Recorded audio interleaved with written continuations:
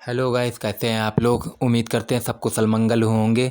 और स्वागत है हमारे यूट्यूब चैनल पर। जैसा कि आप लोग जानते हैं, बीते कुछ दिनों में छठ पूजा का आयोजन था और छठ पूजा बहुत ही अच्छे से धूमधाम से मनाई जाती है। और छठ पूजा अब बीत चुकी है, तो आप लोग ने उम्मीद करते हैं कि आप लोगों ने छठ पूजा में बहुत ही एंजॉय किया होगा और छठ पूजा का लुत्फ़ उठाया होगा। छठ पूजा में गए भी होंगे सुबह शाम की अरज़ में। तो जैसा कि आप लोग वीडियो पे देख पा रहे हैं, ये अरमापुर कानपुर की छठ पूजा का आयोजन जो हुआ था हमारे घर से कुछ दूर पे है। और बहुत ही धूमधाम से छठ पूजा का आयोजन होता है यहाँ पर। और कितना मस्त सजाया गया था यहाँ पर। तो आप लोग इस वीडियो पे देखते रहिए। और बीच में मैं छठ पूजा की स्टोरी बताऊंगा, जो कि मैंने वादा किया था अपने पिछले वीडियो में कि मैं छठ पूजा क्यों मनाई जाती है, किस कारणवश मनाई जाती है और क्या कथाएँ हैं छठ पूजा मनाने का। तो उस सब को विस्तार पूर्वक बताऊंगा। तो विभिन्न कहानियाँ हैं, विभिन्न प्रकार की हैं, विभिन्न मान्यताएँ हैं। तो मान्यताओं के हिसाब से भी छठ पूजा बहुत लोग करते हैं। तो अभी थोड़ी देर में मैं बताऊंगा, जैसा कि आपको वीडियो पे दिखा है। और मैं वहाँ पर गया था घाट पर, तो मैंने देखा कि लोग एक व्यक्ति आए थे, सज्जन व्यक्ति। तो अभी आपको उस वीडियो में सीन देखने को मिलेगा। तो वो मतलब लेट के छठ माता को लेट के नमस्कार करते हुए आ रहे थे। तो उनकी मानता कुछ अलग ही कठिन ही थी। और कितनी दूर से आ रहे थे, कैसे आ रहे थे, समझ सकते हैं आप लोग। तो जैसा कि आप लोग देख रहे हैं, आपका स्वागत करता है नगर निगम। और नगर निगम के द्वारा बहुत बढ़िया सफाई की गई थी नहर की, और बहुत बढ़िया कार्यक्रम का आयोजन किया गया था। जैसा कि हमने बताया था आपको वीडियो पे कि एक सज्जन व्यक्ति आए थे, जो कि मानता कुछ उनकी इस प्रकार से थी कि वो लेट के छठ माता के दरबार तक आए थे पूरा। और ये देखिए, वो उन्हीं की कुछ सीन है जो कि मैं आपको दिखा रहा हूँ। और जैसा कि मैंने पहले ही कहा, छठ पूजा एक पर्व ही नहीं रह गया, बहुत बड़ा और महापर्व के रूप में ही परिवर्तित है। और अब छठ पूजा सिर्फ बिहार के ही लोग नहीं, हाँ, देश विदेश हर जगह छठ पूजा का धूमधाम से आयोजन होता है। और अब मैं कुछ अपने आपको छठ पूजा के महत्व के बारे में बताता हूँ और कथाएँ बताता हूँ। अब केवल बिहार का पर्व नहीं है छठ पूजा, अब पूरे विश्व का पर्व है। और जो छठ पर्व है, उसकी मान्यताओं में जो प्रतीक है, शास्त्र का है। आज पूरा देश और पूरा विश्व कह रहा है कि इस पर्यावरण में जो इकोलॉजी में जो कुछ भी है, उसे एक्सेप्ट करिए और उसको रिसाइकल करिए और उसको वहाँ पहुँचाइए जहाँ लोग अंधकार में बैठे हैं। छठ के इस पर्व को महापर्व में के रूप में भी जाना जाता है।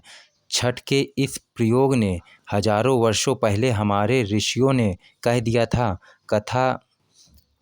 कथा की बात करें कि छठ पर्व क्यों मनाया जाता है, इसके बारे में कथा क्या है, तो कथा बस इतनी है कि राजा प्रियव्रत और उनकी पत्नी जो मालिनी थी, उनके पुत्र नहीं हो रहा था।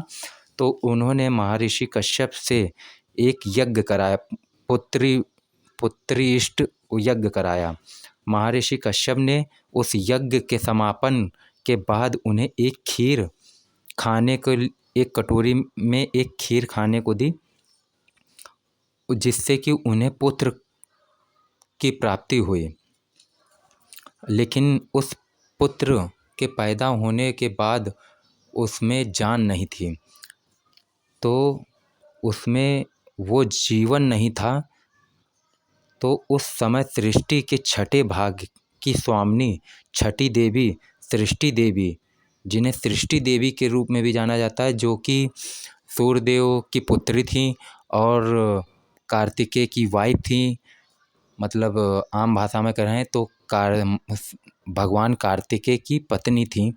और उन्होंने प्रकट होकर अपने स्पर्श से उसे जीवित किया और उस समय से ये पर्व चलने लगा।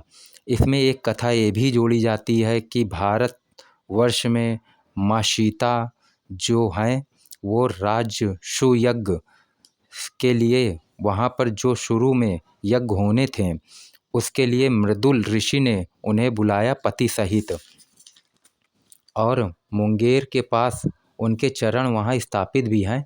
और कथा ये भी है कि द्रौपदी ने भी ये व्रत रखा। अलग अलग प्रकार की कथाएं हैं, लेकिन मेरा जो विशेष मन है वो कथा में नहीं है।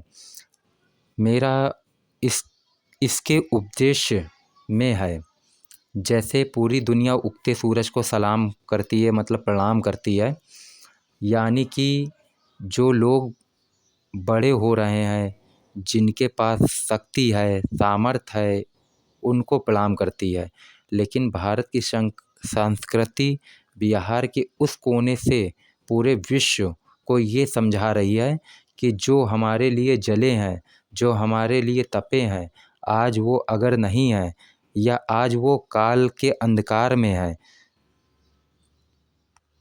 आज वो काल के अंधकार में समा रहे हैं, तब भी वो हमारे प्रणाम योग्य हैं, तब भी वो हमारे प्रणाम योग्य हैं। तो छठ पूजा के पर्व पे अगर आप कभी नहीं गए हैं तो ज़रूर से ज़रूर जाइए और छठ पूजा का लुत्फ़ उठाइए और छठ पूजा के पूरे सामग्री को समझिए, छठ पूजा का आयोजन करिए। बोलो छठ मैया की जय। कुछ ग्रंथों की माने तो छठ पूजा इसलिए भी मतलब रामायण काल से ही मनाई जाती है, जब प्रभु राम ने रावण का वध किया था। फिर उसके बाद उन्होंने एक पंडित का ही वध किया था। रावण एक ब्राह्मण कुल का था, तो उन्होंने वापस आके राम राज्य स्थापित करने के लिए माँ सीता के साथ प्रभु राम ने छठ मैया का व्रत रखा था, और जिसके उपरांत उन्होंने फिर अपने राजपाट वापस लौट के राम राज्य स्थापित किया। और ये भी कहानी है, कुंती ने भी रखा था, महाभारत में द्रौपदी ने भी रखा था। तो ऐसे ही कई कथाएं हैं। तो कथाएं तो होती रहती हैं, परंतु आपके जीवन पे छठ मैया का व्रत रखने पे क्या होता है, आप खुद कमेंट बॉक्स पे मुझे बताइए। और तब के लिए नेक्स्ट वीडियो में मिलते हैं। जय छठ मैया।